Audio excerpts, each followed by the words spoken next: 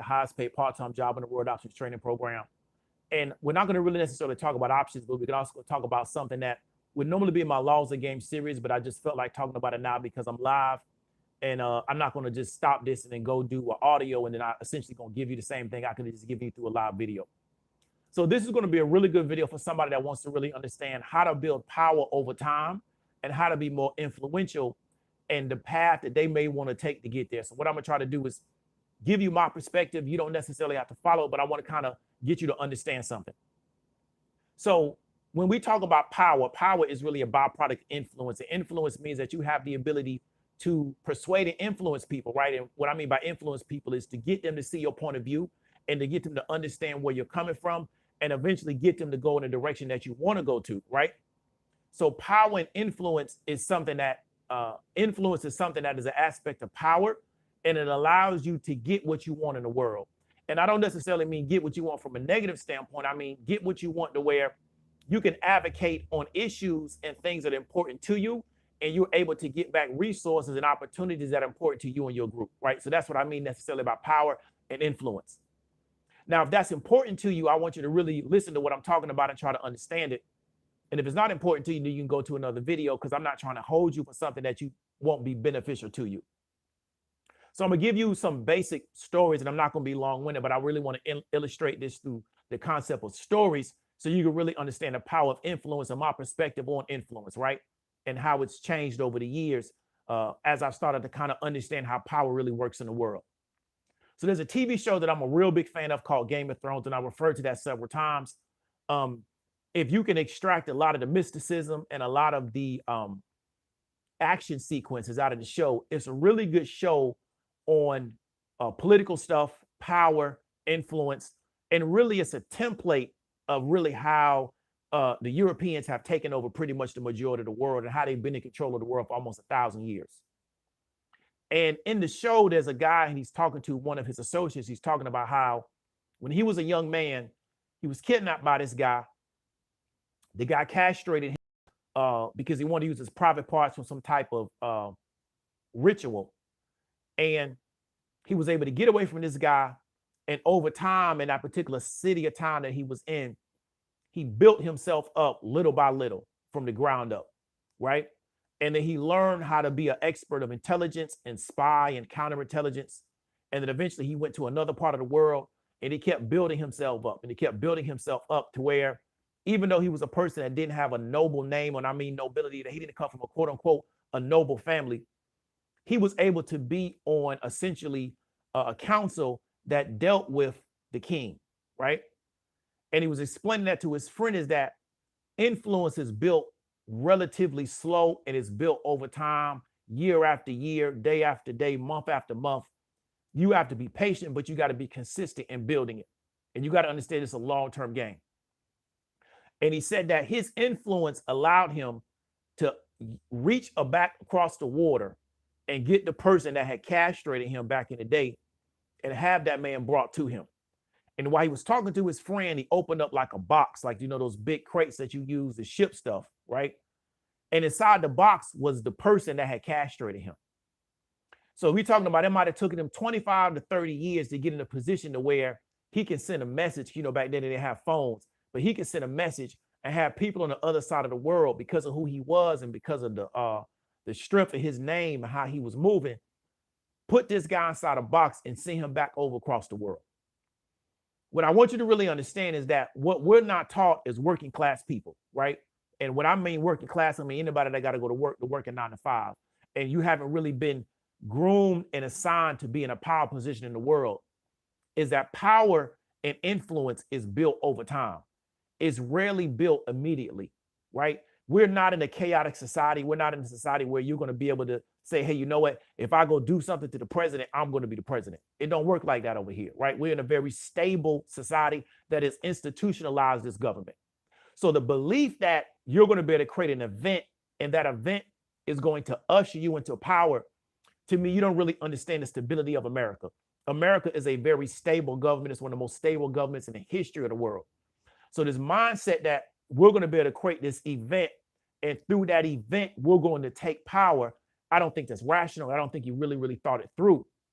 What I want you to get you to understand is that You can build power over time if you're patient, you're willing to put the work in, and you stay committed. The biggest challenge with most people is they don't stay committed and they lose their principles that they started off with over time. That's the biggest challenge, right?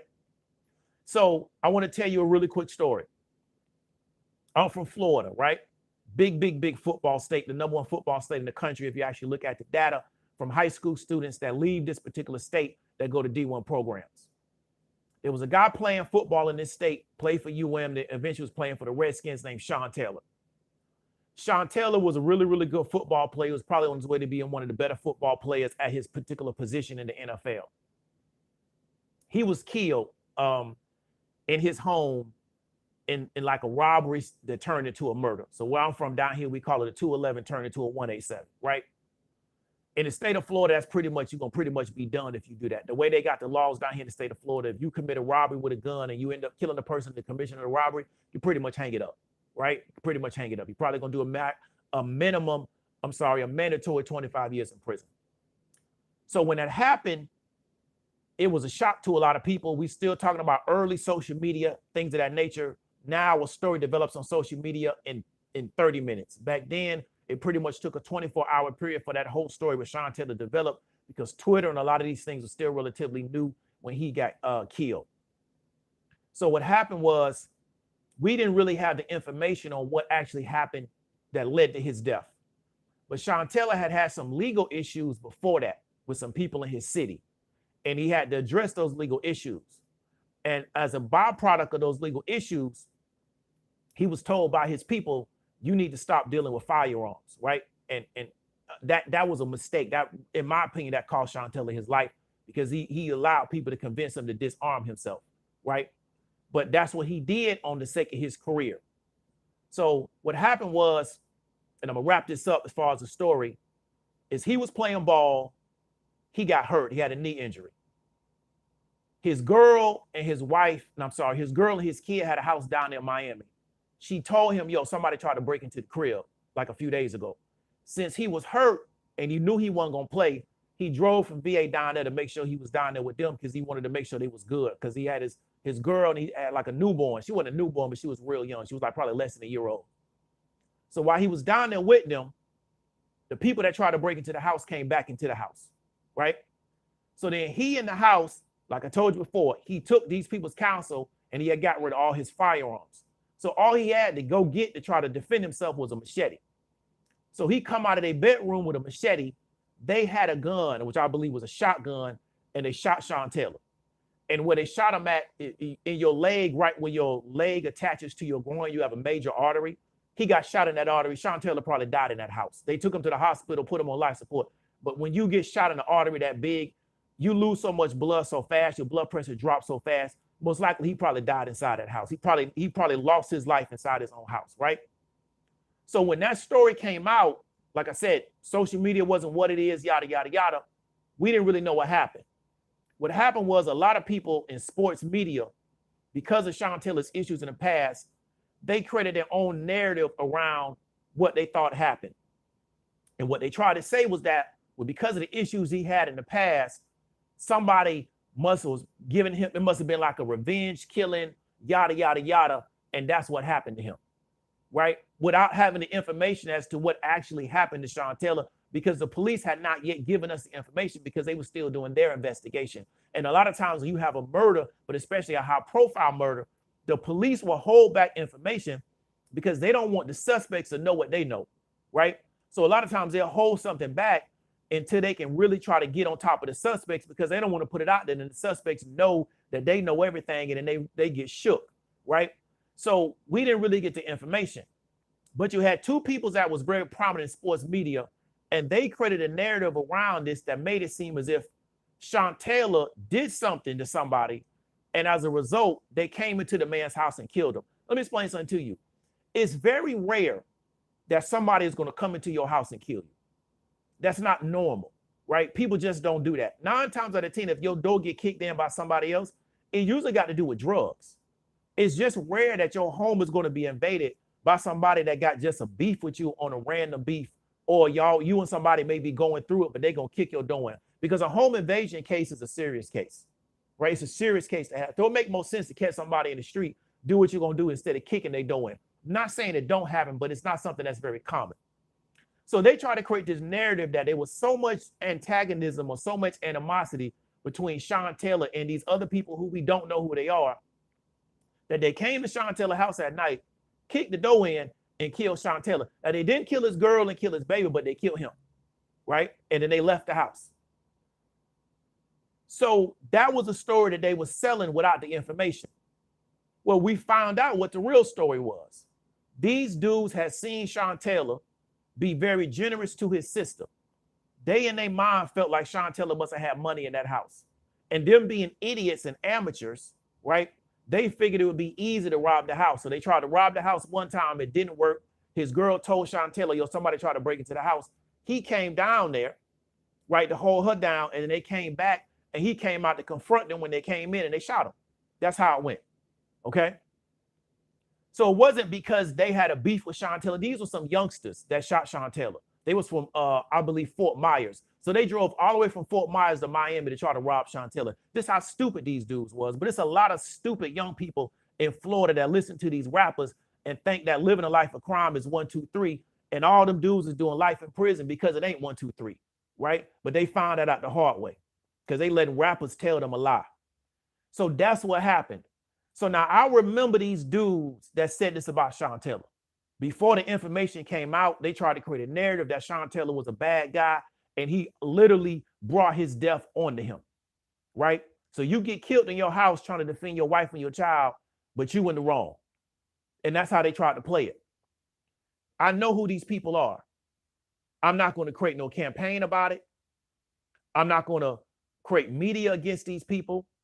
I'm not going to try to go do something to them violently. I'm going to build up enough influence to where I can do something about how they try to destroy Sean Taylor's name after he passed away. You understand me? So when I was younger, it would have been, oh, we got to do something. We're not doing that. I'm going to build up enough power and influence because these two people still operate in media today to where I can do something about the fact, right? And I'm talking about professionally, right? Affect them professionally. I'm not talking about doing something to them physically because I know we on the camera. Because I don't like the fact that a man was trying to protect his girl and his child in his own house and he got killed. And y'all jumped on that to say, you know what? This man deserved to be killed this way because of some issues he may have had with some people, yada, yada, yada. You understand what I'm trying to tell you? So the influence that I'm going to need to do that is going to take time. It's going to take a lot of work. But I know what I'm going to do, and I'm going to keep building it because these people was allowed to do this, and then they went on to the next part of their life. But you can go on the internet, and it's still videos of these guys on the internet talking down on Sean Taylor. So let me explain something to you how the Lord worked. Let's say he don't get hurt. He in DC playing ball for the Skins, and they come back to the house. Now, we know they came into the house with a gun because they shot Sean Taylor. So imagine what had happened if they come into that house with that gun and the girl and the baby there, but Sean Taylor now. You understand what I'm trying to tell you?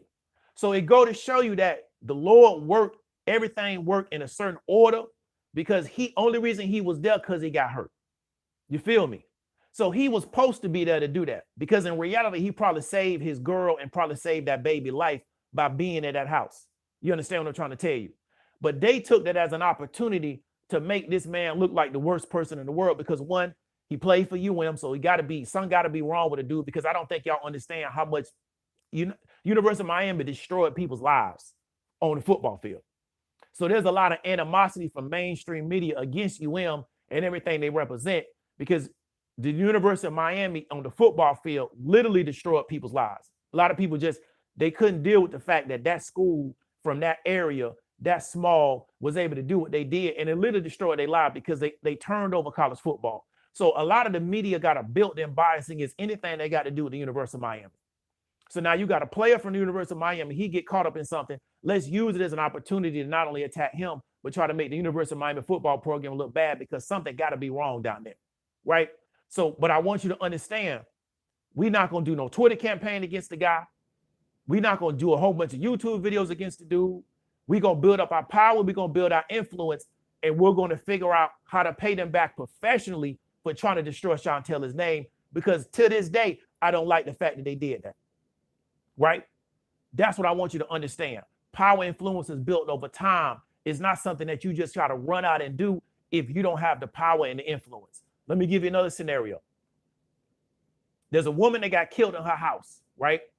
As a result of I would call it a drug enforcement raid. Now I'm gonna give you a disclaimer. I'm against the war on drugs, and I'm against the war on drugs from an economic standpoint. Don't want to go all into the economics of it because I know you're not an economist. But I'm against the war on drugs, the way it was enforced. I'm against the legislation of it, and I'm against the way it's enforced because of the economics of the war on drugs, right? I understand supply and demand. So because I understand the economics of the drug market, the way the war on drugs was legislated and in the way it was enforced, I'm against that enforcement, right? So this woman was killed in her house as part of drug enforcement activity, but I'm giving you a disclaimer. I'm against the war on drugs, the way it was legislated and also the way it's enforced it, because I'm a trained economist and it don't make sense to me as an economist, right? She was killed in her house. We found out down the way that we kind of understand what took place and what events led up to her death, right? There's a guy on YouTube, got a big YouTube platform. We ain't gonna say his name because it ain't about his name. To appeal to his audience, to sell his merchandise, to drive traffic to his website, yada, yada, yada, to build up his profile, to entertain people. He created a lot of content trying to justify the death of that woman. Now you got a woman that died in her house. She didn't have a firearm on her. They can't prove none of the bullets that was fired in the exchange came from her, right? But yet she still passed away in her house, right? This person took on themselves to try to justify what took place. They have a right to do that. This is America. They got freedom of speech. But I don't like the fact that a woman gets killed in her house as a result of the war on drugs. They didn't find no drugs in the house, right? They didn't pull nan drug out of the house. And I know nan is not a grammatically correct word, but I'm from Florida. They didn't pull nan drugs out of the house.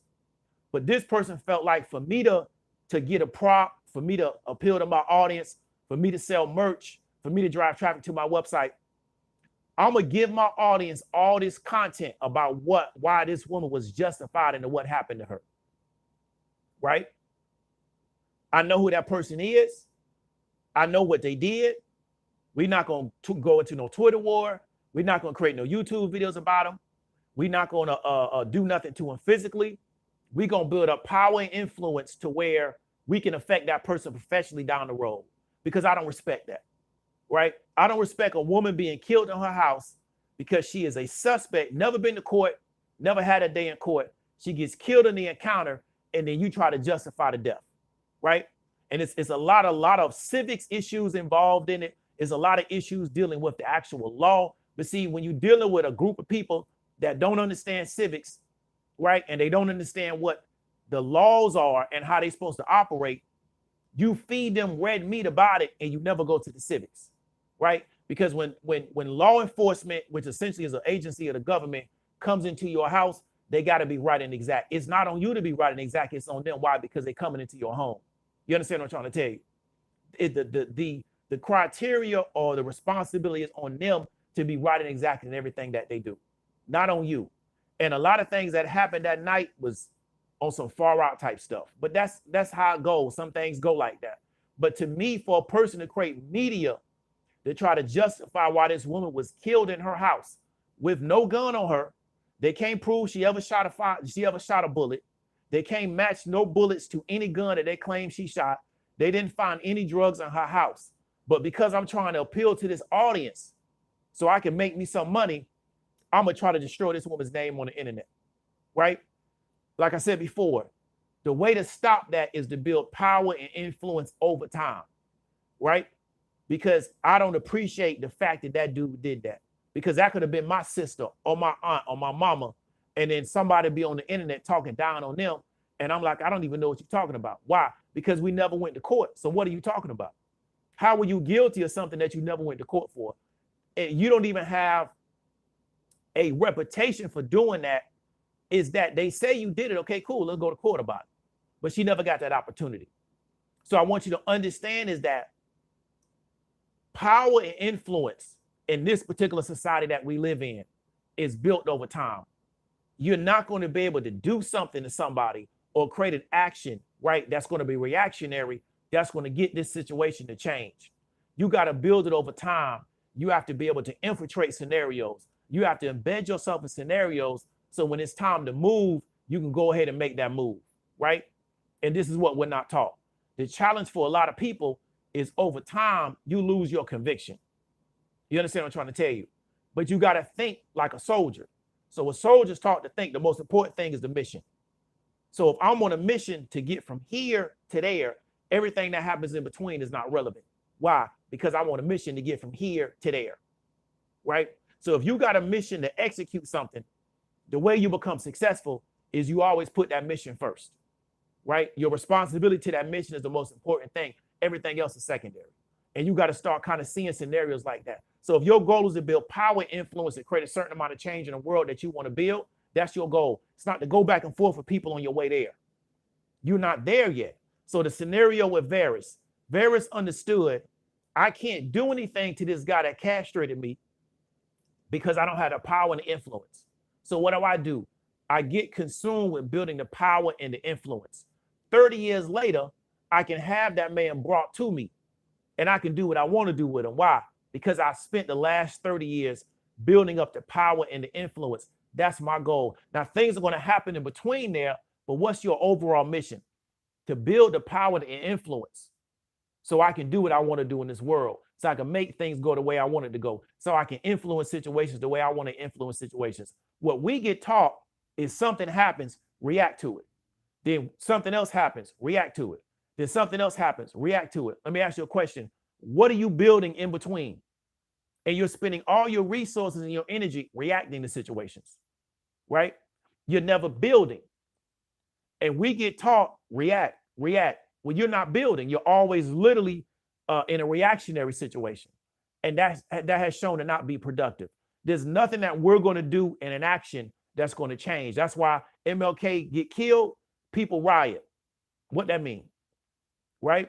This person gets killed, people riot. Everything go right back to what it was. In fact, sometimes things even get worse. Why? Because that's not how you're going to change it. You got to get consumed with building the power and the influence over time. But the question is, do you have the conviction? Are you willing to stay on the mission? Or can you, if this society gives you $20 million, you forget about everything? If this society says, you know what, you can live in this nice part of the city, do you forget about everything? And they know that that's what a lot of y'all are going to do. So they know we just got to feed y'all that. And then y'all going to be satisfied or satiated. And then we can keep doing what we're doing. So that's going to be the particular laws of game. Wanted to really try to reach out to you. If you got some value from it, share it out. Hit me up in the comments. This is David W. Williams, also known as Diamond Dave, and I'll talk to you later.